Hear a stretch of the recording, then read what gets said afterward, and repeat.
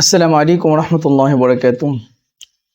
সম্প্রতি অনেকেই প্রশ্ন ছুড়ে দিয়েছেন। গতকালকে দেখা গেল সময় টিভি নিউজ করেছে যে রাজশাহীতে ব্যাঙের সাথে বেঙ্গির বিয়ে হয়েছে, মানে ছেলে এবং মেয়ে ব্যাঙের সাথে তারা বিয়ে দিয়েছে এবং সে অনুষ্ঠান করে তারা সৃষ্টিকর্তার কাছে দোয়া করেছে নাকি তাদের বৃষ্টি হওয়ার জন্য, এবং পুরো গ্রামের মধ্যে তাদেরকে কাঁধে করে নিয়ে পালকিতে চড়িয়ে, কলা গাছের বানানো পালকিতে চড়িয়ে ঘুরেছে, নাচানাচি করেছে আম বাগানে, সাথে বাড়িতে বাড়িতে গিয়ে চাল ডাল তুলে তারা খাবারের আয়োজনও করেছে এবং তাদের বিশ্বাস নাকি এভাবে করলে নাকি বৃষ্টি হয়। উত্তরবঙ্গ জুড়ে খরা অনাবৃষ্টির ফলে বিরূপ প্রভাব আমসহ কৃষি ফসলে, অভাব পানির, দিনের প্রখর রোদে মানুষ ভয় পায় ঘর থেকে বের হতে, টানা দাবদাহে অতিষ্ঠ মানুষের বিশ্বাস এমন অবস্থায় বৃষ্টি নামাতে পারে ব্যাঙের বিয়ে।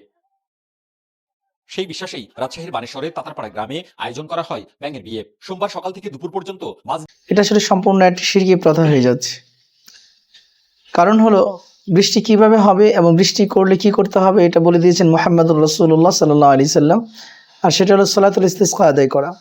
আল্লাহ আমরা আর জুলুম করব না, আল্লাহ আমরা আর জুলুম করব না, আল্লাহ আমরা আর গুনাহ করব না, আল্লাহ আপনি আমাদের প্রতি রহমতের বৃষ্টি। এছাড়া অন্য কোনো কুসংস্কার, কুপ্রথা কিংবা সমাজের মধ্যে প্রচলিত প্রথার মাধ্যমে কখনো বৃষ্টি আশা করা এটা দুরাশা মাত্র। যদি হয়ে যায় সেটা আল্লাহ পাক চাইছেন, দিছেন। ব্যাঙের বিয়ে দিয়ে দোয়া করার কারণে আসলে তাদের এটা তো দোয়া কিভাবে বলা হবে, দোয়ার আয়োজনে তো সব অনইসলামিক কার্যক্রম চলছে। ছেলে মেয়ে একসাথে বেহায়াপনার নাচ করতেছে, নাচানাচি করতেছে, গান বাজাচ্ছে, পুরো গ্রাম বেপরদায় ঘুরতেছে। তাহলে সব জায়গায় আল্লাহর নাফরমানি করে কখনো আল্লাহ পাকের রহমতের আশা করা যায় না। যিনি স্পষ্টতই বুঝে আসে যে এই সকল কাজের মাধ্যমে কখনো বৃষ্টি আসবে না। যদি আসে সেটা আল্লাহ পাকের হুকুম, এই কোনো কর্মের প্রভাবের কারণে কিন্তু আসলে আল্লাহ পাক বৃষ্টি দিবেন না। আর বিশ্বনবী মুহাম্মদুর রাসূলুল্লাহ সাল্লাল্লাহু আলাইহি ওয়াসাল্লাম বলে গিয়েছেন যে বৃষ্টি যদি না আসে তাহলে তোমরা সালাতুল ইস্তিসকা আদায় করো, তারপর আল্লাহর কাছে দোয়া করো।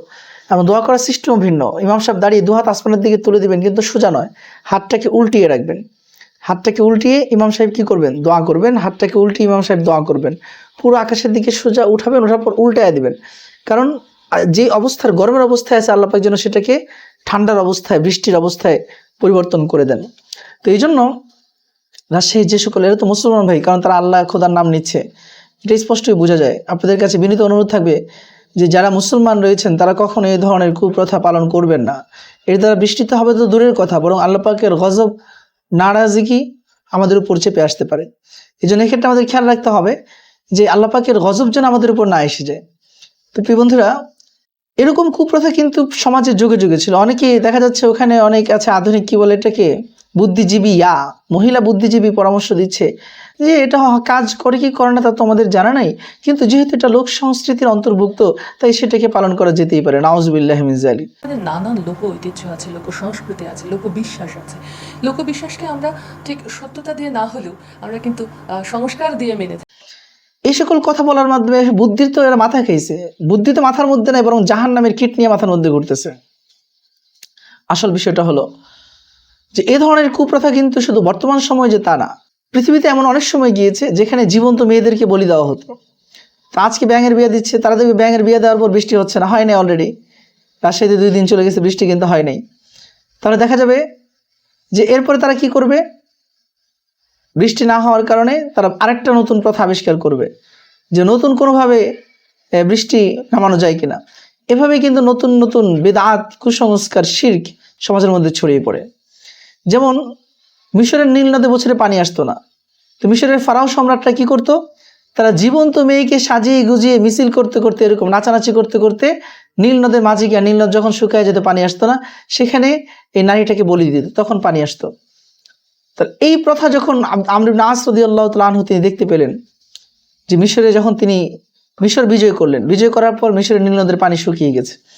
শুকিয়ে যাওয়ার পর তিনি দেখতে পেলেন এলাকার লোকেরা, তারা মুসলমান হওয়ার পরেও লোকেরা একটা সুন্দরী রানী রমণীকে, সুন্দরী তন্নি তরুণী ষোড়শীকে সাজিয়ে গুজিয়ে, বউ সাজিয়ে তারা মিছিলের সাথে দল বেঁধে নাচতে নাচতে নীল নদে নিয়ে যাচ্ছে। কেন? এই পানি আসছে না, পানির জন্য আমরা তাকে বলি দিব। হ্যাঁ, ভগবান অথবা স্রষ্টার কদমে তাকে আমরা বলি দিব। তখন আমর ইবনে আস রাদিয়াল্লাহু তাআলা, তিনি যখন যেহেতু গভর্নর ছিলেন মিশরের, তিনি এটাকে সম্পূর্ণ ব্লক করে দিলেন, নিষিদ্ধ করলেন। এবং তিনি ওমর ইবনে খাত্তাব রাদিয়াল্লাহু তাআলা আনহু খলিফাতুল মুসলিমিন, আমিরুল মুমিনিন, তার কাছে চিঠি লিখলেন। তার কাছে চিঠি লেখার পর ওমর ইবনে খাত্তাব রাদিয়াল্লাহু তাআলা আনহু শুধু একটা চিঠি লিখেছেন প্রত্যুত্তরে। তিনি চিঠির মধ্যে লিখেছেন, হে নীলনদ, তুমি যদি মানুষের অর্ডারে, মাখলুকের অর্ডারে প্রবাহিত হয়ে থাকো, তাহলে আজ থেকে তোমার পানির আমার দরকার নেই।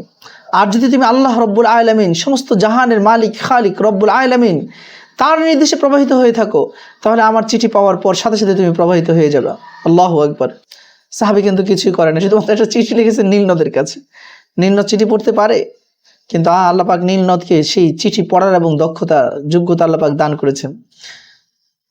ওমর ইবনে খাত্তাব রাদিয়াল্লাহু তাআলা আনহুর চিঠি যখন নীল নদে ফেলা হলো, সাথে সাথে দেখা গেল নীল নদে পানি প্রবাহ শুরু হয়ে গেছে, এবং এত পানি প্রবাহিত হয়েছে আজ পর্যন্ত সেই নীল নদের পানি শুকায় নাই। আল্লাহু আকবার। তাহলে বুঝে গেল কুসংস্কার, কুপ্রথা, শিরকের মাধ্যমে যদি ফায়দা পাওয়া যায়, সাময়িক ফায়দা পাওয়া যাবে, যেটা চূড়ান্ত এবং চিরকালীন ফায়দা নয়, আর আখিরাতে তো নয়। কিন্তু আল্লাহ পাকের কাছে যে পদ্ধতি, রাসূলদের, নবী রাসূলদের, খোলাফায়ে রাশিদিনদের, সাহাবায়ে কেরামের যে পদ্ধতি, সেটা যদি অবলম্বন করা হয়, তাহলে যে ফায়দাটা শুরু হবে, এটা শুরু আছে, শেষ নাই। দুনিয়াতে না দেখা গেল আখিরাতের অফুরন্ত ফায়দা রয়েছে। আল্লাহ পাক আমাদের সকলকে ব্যাং আর মহিলা ব্যাঙের বিয়ে থেকে হেফাজত করুন, এই ধরনের কুপ্রথা থেকে, শিরকি প্রথা থেকে সমাজকে হেফাজত করুন। আমিন। আসসালামু আলাইকুম ওয়া রাহমাতুল্লাহি ওয়া বারাকাতুহু।